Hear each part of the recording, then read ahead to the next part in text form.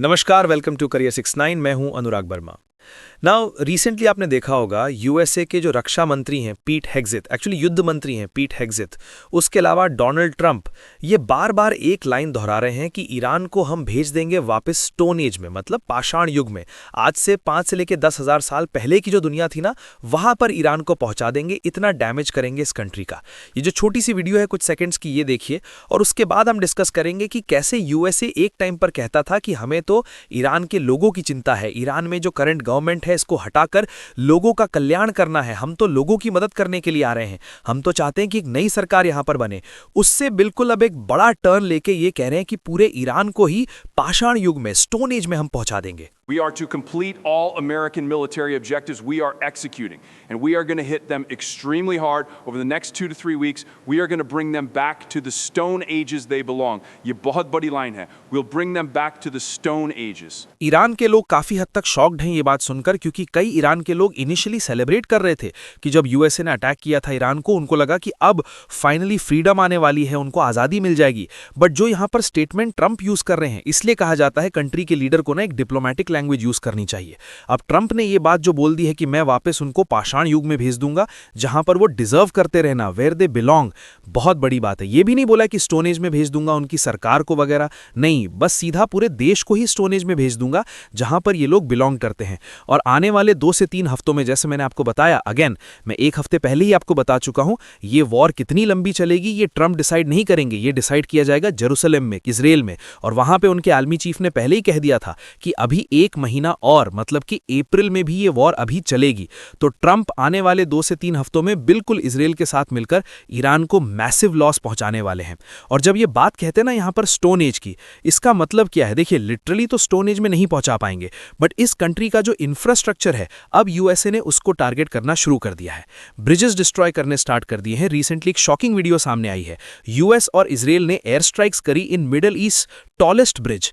B1 bridge है जो Tehran और कराज को लिंक करता है। तेहरान जो कैपिटल है ईरान की, और कराज जो एरिया है उसको लिंक करता है। यहां से कोई मिसाइल लॉन्च नहीं हो रही यूएई की तरफ के, ना यहां पे ईरान का कोई एयरबेस है ना कुछ है, बट एक ऐसा ब्रिज जिसको डिक्लेयर किया गया था पूरे मिडिल ईस्टर्न रीजन का टॉलेस्ट ब्रिज, एक सिविलियन इंफ्रास्ट्रक्चर है, लोग इसको इस्तेमाल करते थे। इस ब्रिज को डिस्ट्रॉय कर दिया गया है। यहां पे आप देख पाएंगे इसकी जो वीडियोज हैं ये भी सामने आई हैं, जो इसकी इमेजेस हैं ये भी बताती है कि अब ये ब्रिज इस्तेमाल होने लायक नहीं बचा। और आप एक बार को अगर ये सोच रहे हैं कि कहीं ना कहीं इस ब्रिज के आसपास कुछ ड्रोन लॉन्च होते होंगे वगैरह, कुछ नहीं। ये ब्रिज जो कोस्ट लाइन है पर्शियन गल्फ की, उससे भी बहुत दूर है। उसके अलावा एक इंटरेस्टिंग बात देखिए, B1 ब्रिज का ज्यादातर जो इलाका है, ज्यादातर जो एरिया है, ये अभी भी अंडर कंस्ट्रक्शन था, और आने वाले समय में ये ईरान के मेजर हाईवे का क्रिटिकल पार्ट रहने वाला था। तो अब यूएसए ने बिल्कुल ठान लिया है कि इस कंट्री को ना ये कई साल पीछे भेज देंगे। जो भी ये लोग यहाँ पर सड़कें, ब्रिज कुछ अगर बना रहे थे जिससे इनकी कंट्री की कुछ तरक्की हो, इसको डिस्ट्रॉय कर दिया जाएगा, ताकि इस वॉर के बाद भी ईरान कई सालों तक वापस खड़ा ना हो पाए एज अ कंट्री। और यहाँ पे आप देख पाओगे ईरान की एम्बेसी ने, जो इनकी सरकारी एम्बेसी है, इन लोगों ने ये रिप्लाई पोस्ट किया पीट हेग्सेथ की पोस्ट का। पीट हेग्सेथ यहाँ पे आप देख पाएंगे, इन्होंने लिखा है बैक टू स्टोन। आपको याद होगा मैंने काफी टाइम पहले एक वीडियो ये भी बनाई थी कि पीट हेग्सेथ एक ऐसे आदमी है जिनके टैटू बना हुआ है उनकी बॉडी पर जिसपे लिखा है काफिर। ये इनका एक माइंडसेट है, और इनको यूएस में भी कई पॉलिटिशियंस ने इन पे आरोप लगा रखे हैं कि ये इस्लामोफोबिया है, और इनका एक लंबे समय से सपना था कि ईरान पे अटैक करना है। खैर, इधर यहां पे आप देख पाएंगे इनकी पोस्ट पर ये ईरान की एम्बेसी यहां पर रिप्लाई करती है, स्टोन एज, पाषाण युग में भेजोगे हमको। फिर आगे ये लोग कहते हैं कि एक ऐसा टाइम इतिहास का जब तुम लोग केव्स में थे। जब ये तुम लोग कह रहे हो तो ये यूरोपियंस की बात कर रहे हैं, क्योंकि उस वक्त नॉर्थ अमेरिका तो यूरोपियंस ने ढूंढा नहीं था। आज से हम कई 2-3 हजार साल पहले की बात करें तो ईरान के यहां पे सरकार का जवाब है कि at a time when you were still in caves, जब तुम लोग गुफाओं में रहा करते थे, आग भी तुम लोगों ने डिस्कवर नहीं करी थी ना, तो हमारे यहां हमारे जो राजा थे उन लोगों ने ह्यूमन राइट्स बनाने स्टार्ट कर दिए थे। फिर नीचे कहते हैं कि हम लोगों ने अलेक्जेंडर का स्टॉर्म झेला, एक्चुअली नहीं झेला, आई मीन अलेक्जेंडर ने पर्शिया कब्जा लिया था, that is a historical fact, I am just saying जो हुआ था, ठीक है। अलेक्जेंडर इवेंचुअली भारत को नहीं कब्जा पाया था। पोरस की जंग में अलेक्जेंडर इतना कमजोर हो गया कि उसको वापस लौटना पड़ा और वो मर गया। बट फिर भी ये लोग यहां पर कह रहे हैं कि अलेक्जेंडर का जो तूफान आया था उसको भी हमने झेल लिया था, जब मंगोल इन्वेजन्स हो रही थी उसको भी हमने झेला, और हमारी सिविलाइजेशन बनी रही। और आगे कहते हैं because Iran is not just a country, country. Iran सिर्फ एक देश नहीं है, ईरान एक सभ्यता है। ये रिमाइंड करा रहे हैं अमेरिकन को कि हम कई हजारों साल से एग्जिस्ट करते हैं। We are the Persian empire. और मैं एक्चुअली सोच रहा था,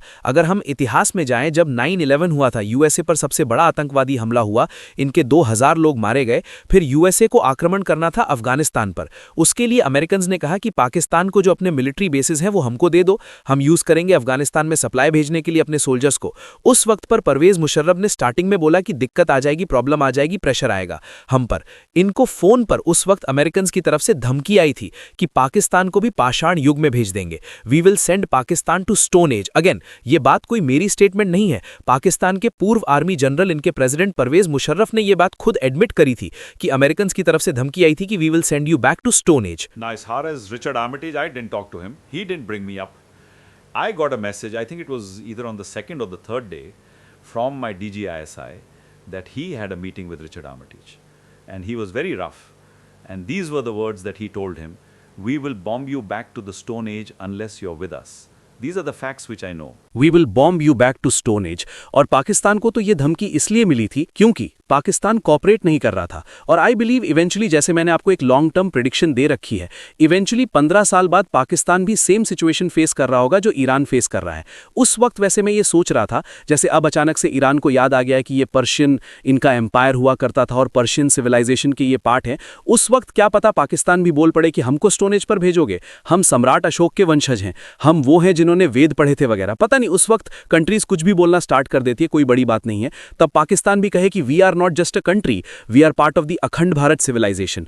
बट आने वाले कुछ हफ्तों में आप देखोगे यूएस अपनी जेन्युइन मिलिट्री पावर दिखाएगा अगेंस्ट ईरान। सेंटकॉम ने रिसेंटली कंफर्म कर दिया है कि पहली बार एक कॉम्बैट डिप्लॉयमेंट हो चुकी है EA-37B की।